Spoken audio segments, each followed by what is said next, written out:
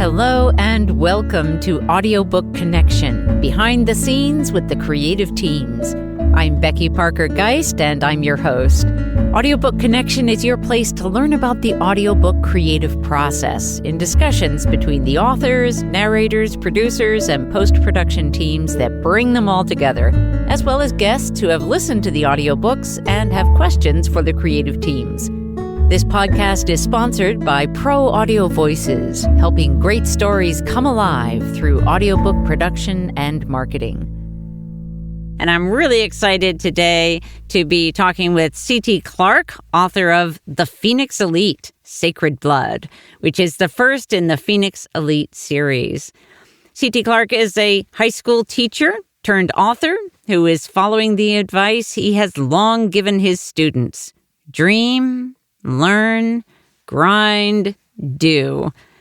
So having already penned an award-winning Amazon Studios screenplay, The Phoenix Elite, Sacred Blood is a passion project 10 years in the making and his debut novel. CT resides in Central Ohio with his wife, 6 kids, and several guinea pigs. CT, welcome. Yeah, and it's great to be here. Thank you for doing this. We are one guinea pig short. Oh. We did have we lost one in between the writing of the blurb. Yeah. I'm sorry to hear that. It was a great one. Yeah. It was a great one, but out of the ashes we rise. Yes, that's right. And what was that what was that one's name? That one was Oreo. They were all named after desserts. So Snickers, Oreo, Twix, cinnamon roll, s'more, and Reese. All right. Reese. We have quite a crew. Wow, amazing. So, and I just want to give a short introduction to the book itself. So for those who haven't yet read or listened to The Phoenix Elite, Sacred Blood, so I'm just going to give a short part of the book description. So Adam Eberhardt, our main Phoenix Elite, he's always felt different, but he never would have guessed he was a clone of Albert Einstein. Science geeks don't usually live inside the body of a Hulk. A brain that never shuts off can be a blessing or a curse, but Adam hasn't felt many blessings during his sleepless nights.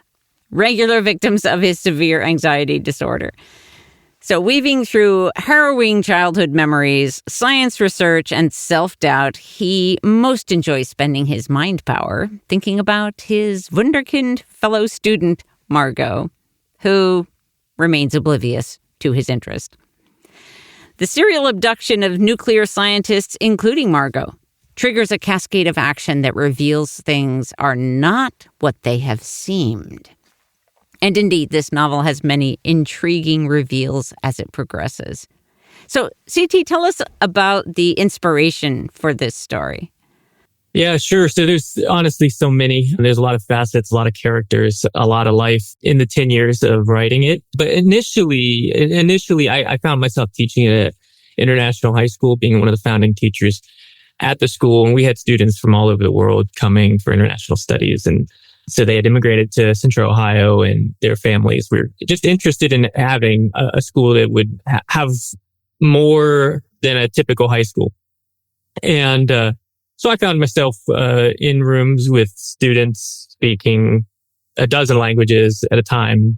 And I personally was drawn to this idea of like, okay, because it was the Marvel. I mean, Marvel's still going strong here, but like, how would this particular, of course, everybody would love Spider-Man. Everybody loves Iron Man. But if for my classroom of international students, what might that experience, what would be like the pinnacle of that? What would that look like? So really put my pen to the paper to craft this in a way that it's taking parts and pieces from all of history, all around the world. They are clones of famous historical figures.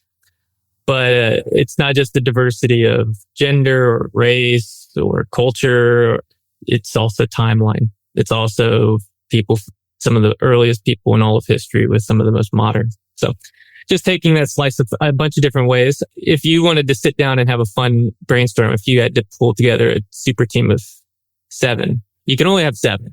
But if you wanted to pull together a super team of 7 of the greatest minds in all of history, who are they going to be and why? And that was obviously something that was fun for me to think about for a very long time. Yeah. To settle on who. Right. That was actually one of my next questions is like, how would you have selected? But I do want to comment on something you said about that diversity of timeline, because as we're recording this episode today, we're in the thick of production. So we're in the recording sessions, and some of what's I'm finding is really fun and delightful is that juxtaposition of somebody who is like not technological at all, but incredibly like has an incredible scientific mind, but juxtaposed and in conversation with somebody who is like supremely technological and it's just like second nature for them. It's just really delightful. But yeah, how did you go about that process? What was your criteria that you? Yeah, and so I don't want to get into too many spoilers of who I ended up settling upon. I mean, obviously to make the book to have the appeal, Adam is a clone of Albert Einstein. But I'll leave a little bit of it vague, and people can use their imaginations and have that fun as like maybe it's a puzzle that they're trying to figure out as they go.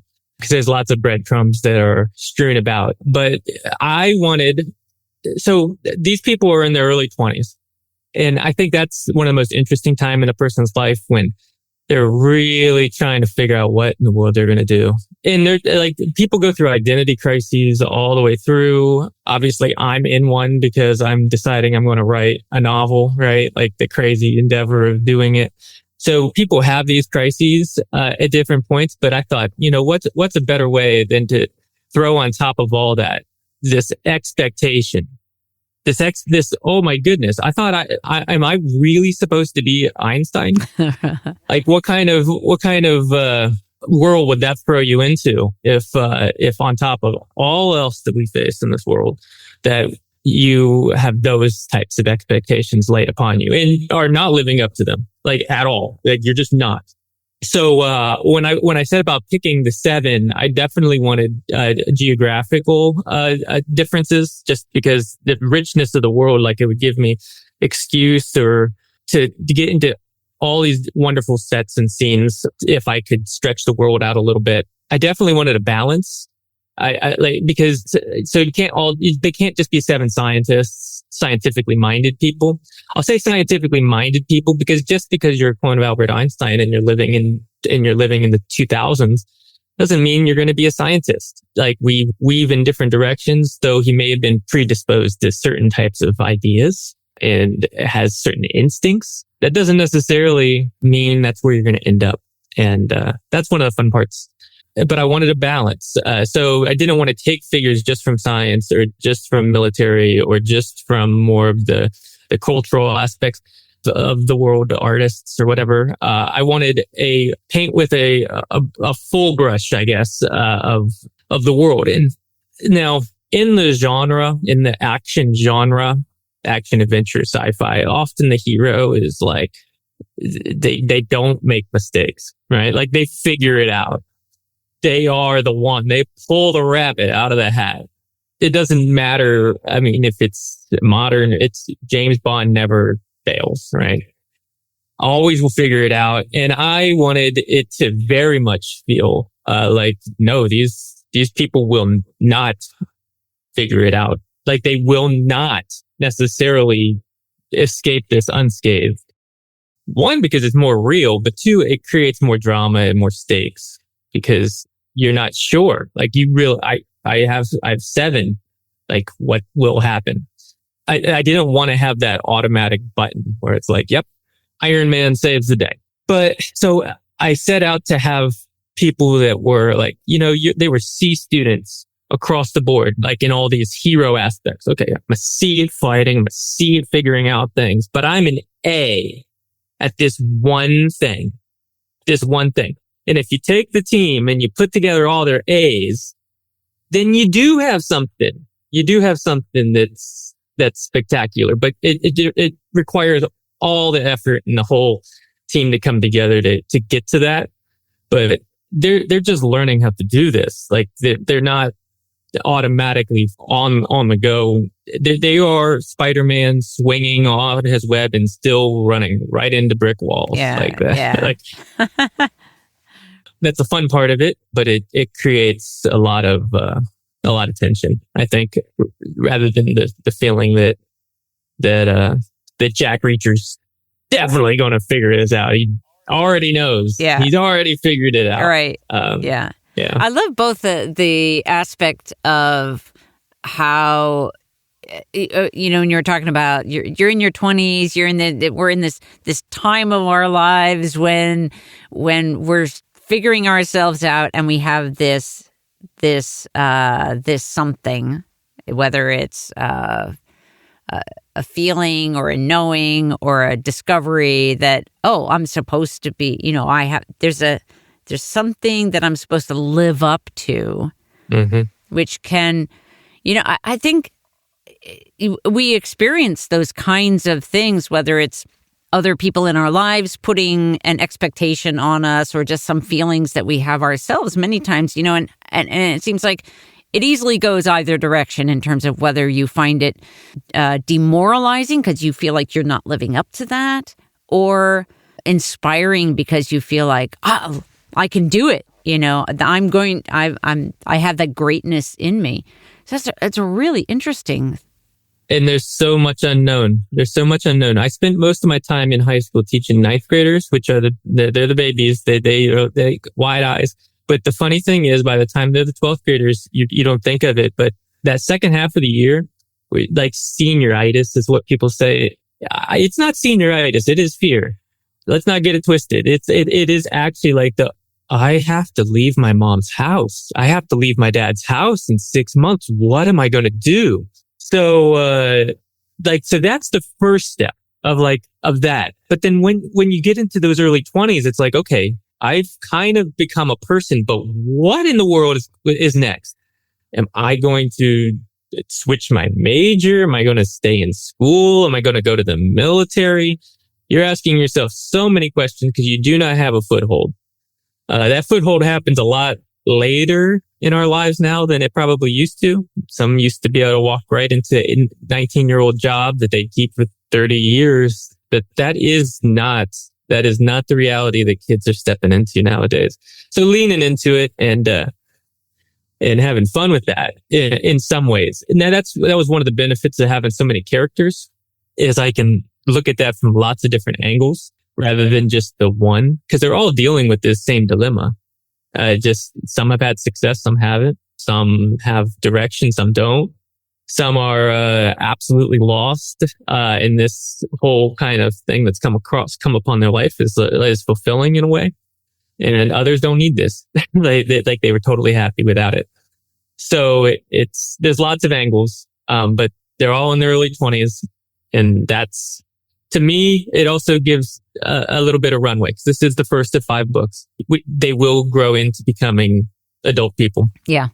In full form. Yeah, I also love the whole aspect of, it's sort of like a puzzle in that, or one of those, like it's kind of like a puzzle where all the pieces have to fit together in order to solve the problem, right? And I love that because I'm very much about community and about collaboration, and that feels like, that is honing in on a way to view and experience that kind of, the community and collaboration that is required for this team, this Phoenix Elite team. Now, let me tell you how that translates into writing and why that makes it like the degree of difficulty I feel after doing it. This is the first full novel that I've written. I've written screenplays. I've written lots of screenplays, but this is the first full novel. And the degree of difficulty to do it with multiple perspectives, to flesh out the character arcs for 7 individuals as you go, the nuances of how to set tones and voice across different folks in different chapters. It's a high degree of difficulty that that I went after with this. I'm really trusting my writer, my editor to help me get this writing part up. And, I feel thrilled with where it ended up being. But, it's degree of difficulty it feels exceedingly high, versus if I just followed a single individual character through this map. Now, which would have been somebody like Adam, but I feel as if in the story it would have done it a disservice to not have been able to explore these other people. Because I didn't want, like, that was part of the ethos of, the idea of, okay, if this were in my international classroom, it's not just one person that's important, it's the whole team. So how could I give everybody on the team those moments? How could I give them all that identity? How could I give them all that character arc, that building, that satisfaction, without feeling like I'm short shafting somebody? And that was absolutely top of mind. But it does create this puzzle of how to fit it and where everybody gets their moment and how everybody gets their payoff. And, even so simply as, okay, whose perspective is this scene going to be in? That, it becomes a little bit of a wrestling match. So some of the chapters will get a little short, will feel a little short because it's like, well, we need to see multiple people's angle here, or we need to move so that we get that internal experience of this other person because it's important for their arc. It's all juggling that does. I mean, I already had committed to doing it, but afterward I was like, my goodness, if I had just picked one of these perspectives, this whole thing could have been a lot easier.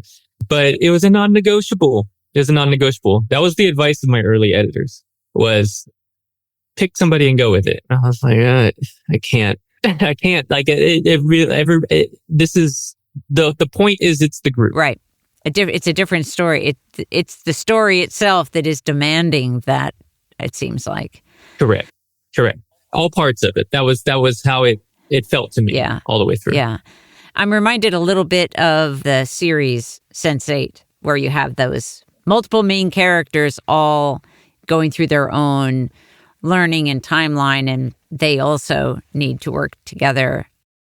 Yeah, it's a totally different genre, but my wife loved, it's hard to find shows that we both sit down and we both love, but I did This Is Us with her, which is a very similar storytelling type of mechanism. Like, who's the main character of This Is Us? Well, it depends. Depends on even the episode. But you're cross-cutting past, present, future, crafting narratives based around themes. We were watching that when I really did a lot of the principal writing. I think it probably did have some influence of how to cross the stream, because we all have favorite This Is Us characters. Right. Yeah, but just the broadest structure in terms of having so many main characters, and they each have their own arc and their own what they're bringing to it. Yeah. From my perspective, that is that my only hesitation is the potential of bogging down a reader at the beginning, because I try to keep people locked for a little bit and then do a little pivot to the other people. But once you get to 7, those are the 7. We're riding or dying with the 7. But that is a little bit of the concern. I'm going through Stephen King's The Stand right now. Very similar structure, but lots of characters in the very beginning. Yeah, it's interesting this transformation of what we're seeing. I think it's so fascinating, the way that we tell stories over time and how that morphs. My son just got in the 9th grade, and he brought home Lord of the Flies and Animal Farm. Right. Yeah. Like, that's what they're doing. Yeah. Which, like, there's great conversations that can be had from those works. But after having written one, I'm like, I picked it up and I'm like, this is pretty thin. Like, they really got right to the point. Like, because I remember reading the books, but I hadn't seen them for ages. And, I was struck by that. I'm like, I was like, well, how many words was in that? Like, Animal Farm is 25,000 words. I'm like, no way. Right. That's crazy. What are you talking about? 25,000. Those are 25,000 of the best words. Right. How did he pick the best ones? I didn't need to write all these words. I just needed to pick the 25,000 best ones. And, yeah. But it definitely, like, when I originally set out to do this book, and it will connect to what you just mentioned. when I set out to write it, I was thinking, you know what? Maybe an omniscient point of view is a way to do it. The all-knowing narrator that can dive in and out of people's thoughts and ideas. And the early editors were like, no, it needs to be close, and it needs to be in third person close. And I'm like, okay. So I could have at that moment been like, okay, tap out. Cause like the amount of re-engineering to change such a thing is practically rewriting the entire book.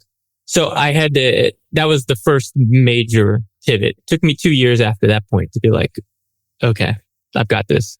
I'm like, I had to make the decision. Am I going to do it, or am I not going to do it? But I like the story too much. And I think other people will like the story too. So I felt like I was committed to seeing it through. And this will sound like the weirdest thing. Maybe people that write books, maybe they will understand it, but I felt like I owed it to my characters.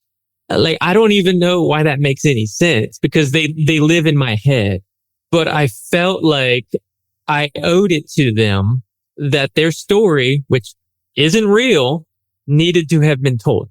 Now, I need some therapy to figure that out, but that was ultimately part of the drive for me. Yeah, I think a lot of us as authors experience some version of that.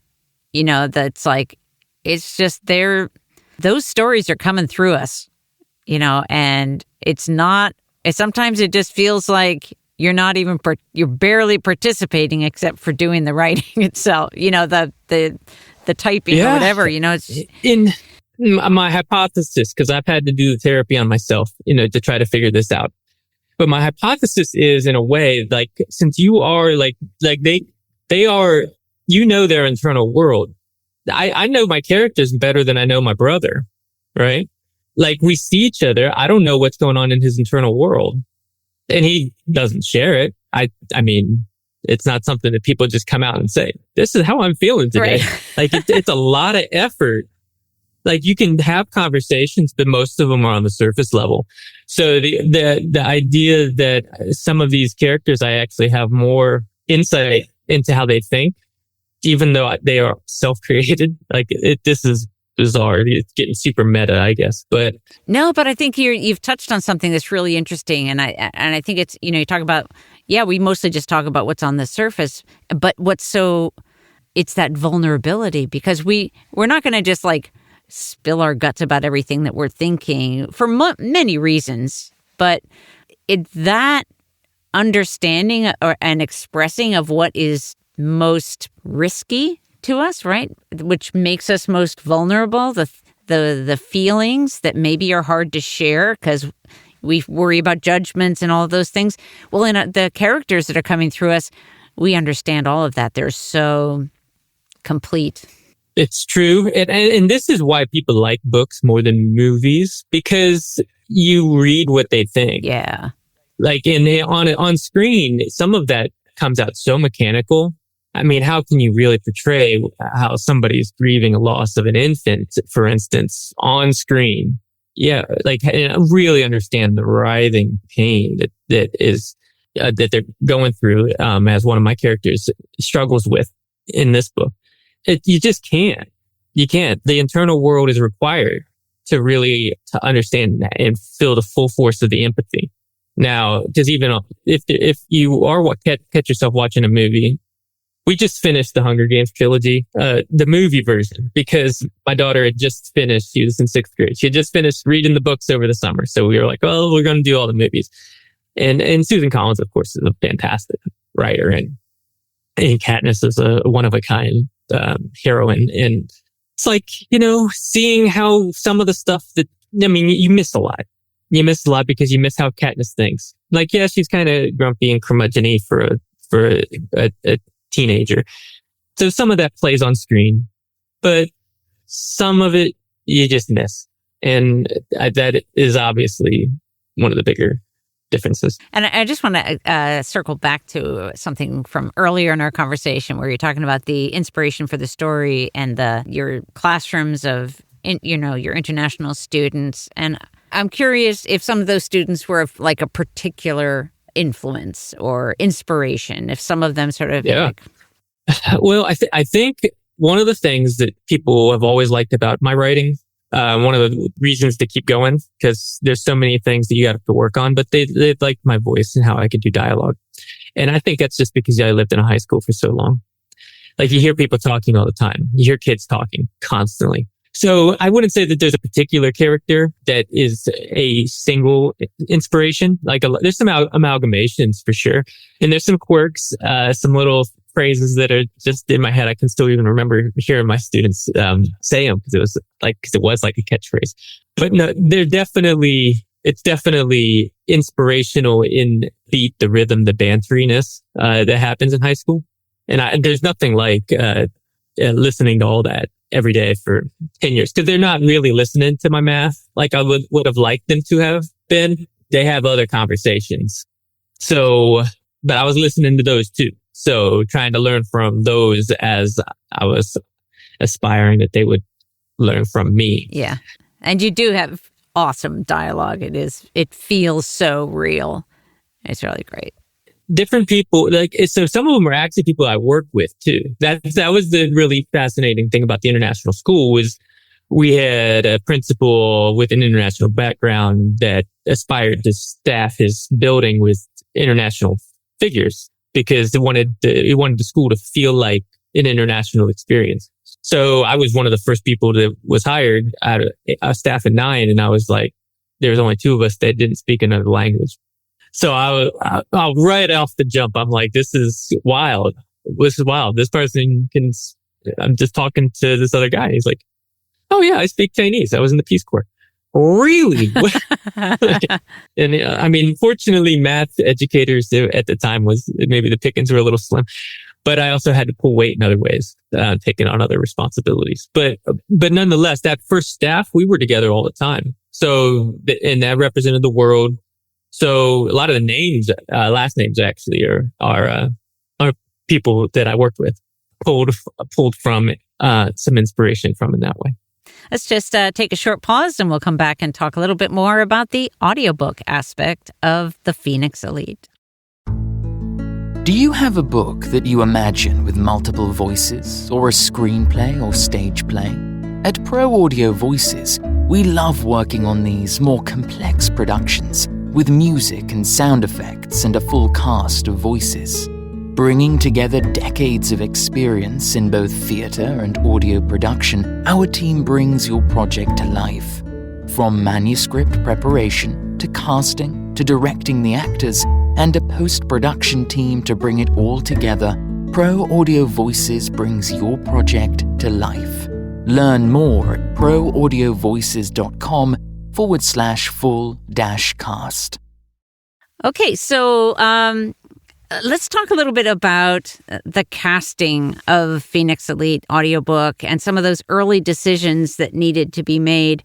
As I've said, we're in the production process now, so you haven't been through the entire audiobook process, but so the story's told from multiple points of view of the main characters. Tell us a little bit about your own thinking in terms of that casting process and then the decision making. Yeah, so obviously, I don't know what the percentage of audiobooks that are made with a single narrator are nowadays versus the multiple narration. Obviously, single narration, there's more. But I felt as if just the same issue I ran into with my own point of views of how to set it up, I just felt like a single narrator, even the most talented narrator, I just felt like there'd be something missing as far as that international approach that I was interested by. So that's first thing was let's see if we can have a narrator in each of the voices, which creates interesting possibilities as far as the dialogue interaction, how to handle that. But I'm overjoyed by the quality of the people. The casting call went out far and wide for this. I believe it had to go beyond the normal pool of individuals because we were really looking for like a South African accent. We were really looking for, an Egyptian accent. So that's hard to find. So with all the sound equipment and all the voiceover experience and all the acting ability. So that was the easiest decision for me to make, was that this is how it needed to be done if I was going to do it. I mean, I could just sit here and read the book, right? I could just read the book, but it's just not going to be as good. And that's because there's so many talented people that could really put life into these voices. And, I don't think I would imagine doing it any other way. Yeah. And just in terms of, without even saying which ones, but did you feel like as you were listening to the auditions, did you find that as you listened, you were like, it was, some of them were easy, were just like, oh yeah, that's the voice, or, so what was that decision-making process like for you? Yeah. So interestingly, so I actually brought my son into it. He's 14 now. He read the books when he would have been 11. That's when he started. So it's been something we've been working at for a long time as far as what's going to happen with the story. So I knew that this would be something that he would be like, yeah, that's the right person, or no, that's not the right person. And honestly, I did my first run through, because I was like, some of them just like, definitely. And then I played the same bits for him, and we agreed most of the time. Oh, nice. And that was like, you never know. It's a book. You don't know what people are imagining in their head of who these people are and what they sound like. But there were definitely some people that were like, that's definitely Brandon. Like, they're going to pull that off so well. And honestly, it was a lot of fun to go through and to cast it. So many talented people. The funny thing is, I've actually already written 4 books in the series all the way through.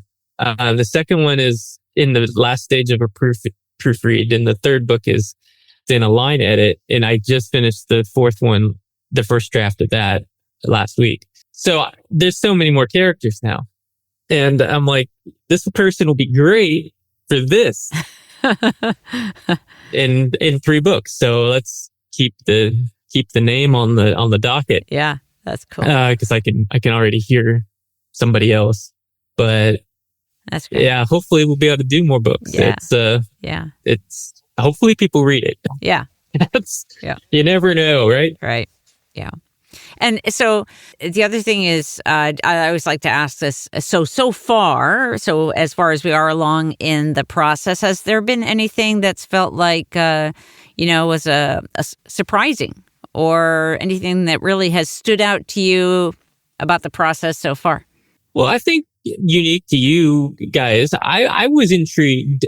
Obviously you could find people that can narrate you could have multiple narrators. That's not difficult, but your ability to actually have them do the dialogue in tandem was something I wasn't expecting was possible in the process. It feels like the idea that you could do some sort of table read. Yeah.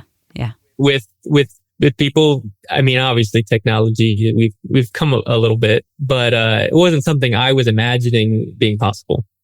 And the richness of what can happen when one person says a line and the next person responds to it, there could be some magic that happens in the interaction that elevates it off of a page, especially when you got talented people that have really internalized who they are. Right.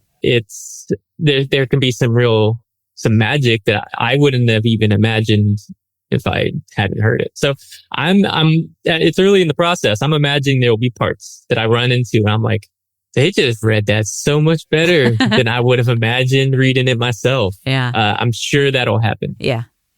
It is, from my perspective, a really important and delightful part of doing full cast projects because of the way that we do them, so that we do have that genuine interaction and not an imagined interaction, where either a director is reading a line or reading all the lines to cue an actor, or for the actor to be imagining how they think the other person, the other character is going to read their line, because it's like that diminishes it, that shrinks the potential when you have when you take away that genuine interaction experience.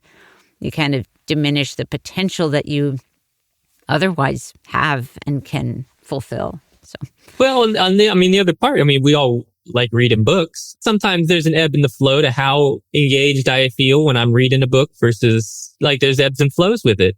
When it's being narrated by somebody that's putting that passion in, putting that emotion in, like wake up. Whoa. It's a totally different experience, to be honest. So I'm intrigued by how that will turn out. And then just sort of wrapping up, like, what would you love for your readers and listeners to take away from the experience of engaging with your book or audiobook?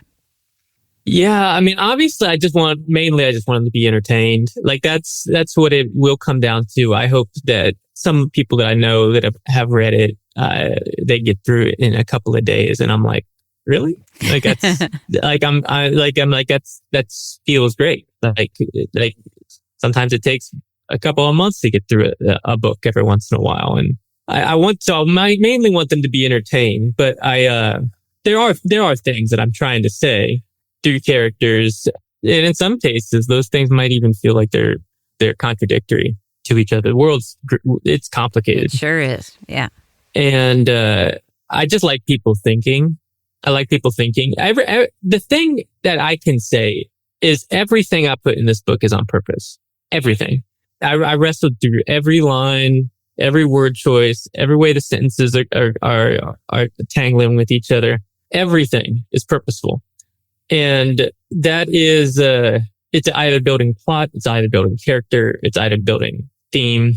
And there is theme, but I don't necessarily want to put my theme on you. I want you to get out of the book what you get out of it. And, but